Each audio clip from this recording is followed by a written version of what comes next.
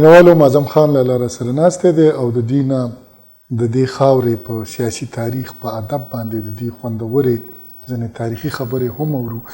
لاله دا راته ووایه چې څنګه تاسو یو ډېر اوږد تاریخ هم بیان کړلو، دا غورځې پرځې م راته وویلې.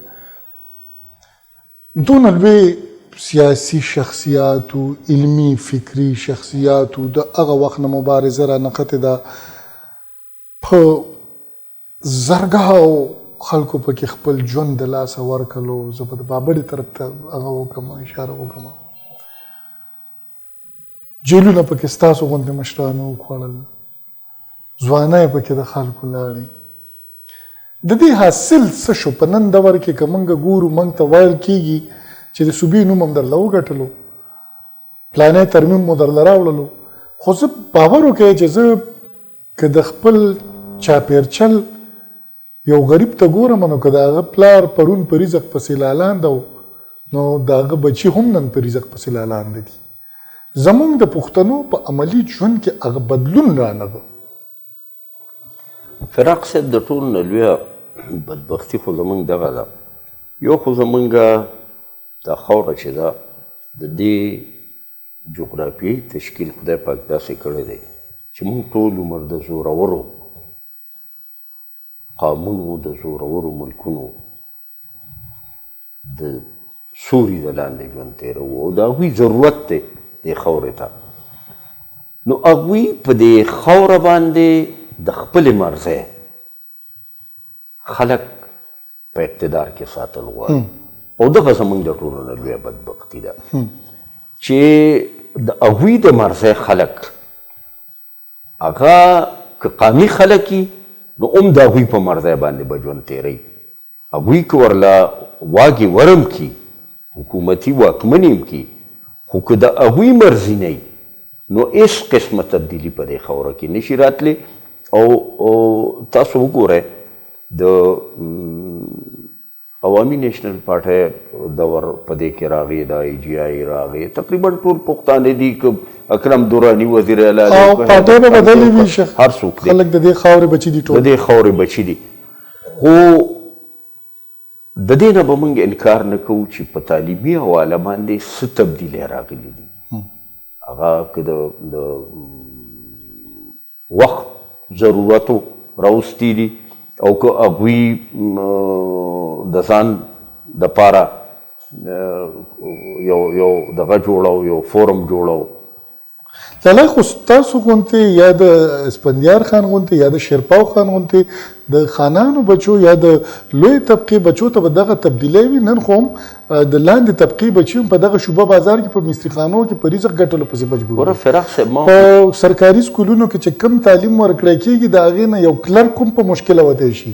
فراق صاحب، همدغه خبره زه کوم. تاسو که د یونیورسټو ته راشئ، تاسو به حیران شئ په دې کې چې څومره خلک ملازمان دي. نو په هغې کې ما د لاندینۍ طبقې یو بندم نه یې لیدل، یا که چا څوک چپړاسي مپړاسي اغوښتی یا څوکیدار، او خو د هغوی ضرورتونه اغوښتي. اردلي به یې برتي کي چې کومو په سلګونو زلمي به درته زه وښیم چې هغوی همدغه ماسټر کړی دی، همدغه ایم ایس ای کړی دی، همدغه بي ایس ای کړی دی، غریبانان در په در خاورې په سر ګرځي. او د شتمنو خلکو بچي یا چې د لږې وسو یا وسیلې وه، د هغوی بچي ټول هم په دغه یونیورسټو کې نوکران دي. مصیبت خو دا دی چې بار بار هم دا یو خبره موږ کوو چې که د هر چا حکومت راځي، نو هغه ما یو نظم لیکلی، زه وایم چې په اشنغر کې څوک سیاست کوي، نو د خان نه بغیر نه کېږي. تاسو سوچ نشئ کولی چې په اشنغر کې که جماعت اسلامي والا نه تپوس وکړي، نو د ارشد خان والا به درکوي. که د جمعیت نه تپوس وکړي، نو هغه د مولانا ګوهر شاه والا نه درکوي، د شکور خان والا به درکوي، بل خان. که د قومي وطن پارټي ده، نو د هغې خو سرلښکر د اشنغر دی. نو لاله، زما سوال لومبی هم په حقه ځای پاتې دی. تاسو خو جواب راکړو، ما ته بل سوال راوچتېږي چې دا لوبه ګډه وډه کوم ځای کې شوه؟ لکه که په قربانو خبره وي، سیاسي لیډرشپ هم ورکړ، قربانۍ هم ورکړي دي، ترمنې هم ورکوي. بالکل. د شاعر ادیب کردار هم د چا نه پټ نه دی. خو حاصل ما تپوس کړ چې حاصل او تاسو جواب راکړو چې دې خاوره کې داسې قوتونه دي چې هغه به مخصوص خلک اقتدار ته رسوي. نو آیا دغه قوتونه چې کوم دي دا د ولسونو په مقابل کې ډېر زورور دي او آیا د ولسونو کردار صفر دی؟ ګوره ما نه په کوټه کې به یو اخباري ملګري تپوس وکړو، ما ته یې ویل چې یاره اسفندیار خان د عوامي نیشنل پارټۍ یا اسفندیار خان د دونه خراب شکست ولې وخوړ. ما هغه ته یو جواب کړی، اوس نه یم خبر ستا د ټلویزیون پالیسي بسي. ما هغه ته وی ما وی په دې ملک کې سیاست ولس کوي، الیکشن یې ولس کوي، سیاسي پارټۍ یې کوي او که اسټابلیشمنټ یې کوي. نو هغه وی اسټابلیشمنټ یې کوي. نو ما وی بیا خو د دې ضرورت پاتې نه شو چې ته ما نه دا تپوس کې. فراق صاحب تاسو به حیران شئ، زه د NCCN چیرمن وم، نیشنل کوارډینیشن کونسل، او هغه د دې سماجي ادارو یو مور وه. دغه زمانه کې افراسیاب خټک د هیومن رایټس چیرمن و، زه د NCCN چیرمن وم، عمر اصغر چې و دی د سنګي چیرمن و. نو موږ یو کوارډینیشن کونسل جوړ کړو او د جاوید جبار ته زه الیکشن ته ولاړم، هغه نه ما الیکشن ګټلی و، زه د هغې چیرمن وم. ما ته یو ټاسک حواله شو چې ته به دې سیاسي خلکو سره رابطه کې، چونکې دغه وخت کې فوجي حکومت و، مشرف راغلی و. ما انکار وکړ، ما استعفا ورکړه د NCCN نه چې زه یو فوجي حکومت سره نشم چلیدی. زما هغه ملګرو امتیاز ګیلاني پکې منسټر شو، عمر اصغر پکې منسټر شو، نور خلک پکې ډېر ډېر څه شو. ما انکار وکړ، زه رالم کلي کې کېناستم. تاسو یقین وکړئ ما ته یې وی چې ته محمود خان ته ووایه چې موږ د ټول بلوچستان اقتدار درکو، خو چې موږ څه وایو هغه. ما وی دا دلالي زمانه نه کېږي، دا د ګرو دلالي ده. فراق صاحب په دې خاوره کې سیاست نشته او نه اوس سیاسي ګوندونه کولی شي چې څوک هم په اقتدار کې راځي. کیسه به را جوړېږي څنګه؟ زما خیال دی دا به یو تحریکي شکل کې راځي، دا به یو تحریک پیدا کیږي او ډېر زر ده. زه خو ډېر پر امید یم چې پښتنو زلمو کې به یو تحریک پیدا کیږي او د هغې تحریک قیادت به شعوري خلک کوي او تاسو به ووینئ انشاءالله چې دا بدلون به حقیقي بدلون وي، کوم چې د تحریک نه راشي. ځکه چې زه د سیاسي ګوندونو کې د بدلون کومه سړیکه نه وینم چې هغوی به دا قوم بدل کړي، د دې دا ستونزې به هوارې کړي، دا زموږ چې کومو حالاتو سره مخ یو. تاسو وینئ تحریکونه مدام د محرومونه پیدا کېږي، زلمي باشعوره خلک ورته رامخ کېږي. په دې خبره کې د زلمو کردار او د هغې سیاسي شعور ته په کوم نظر ګورئ؟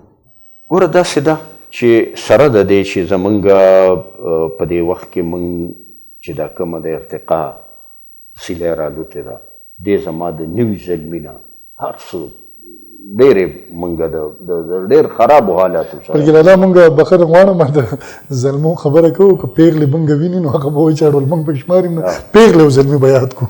پیغلې او زلمي دواړه.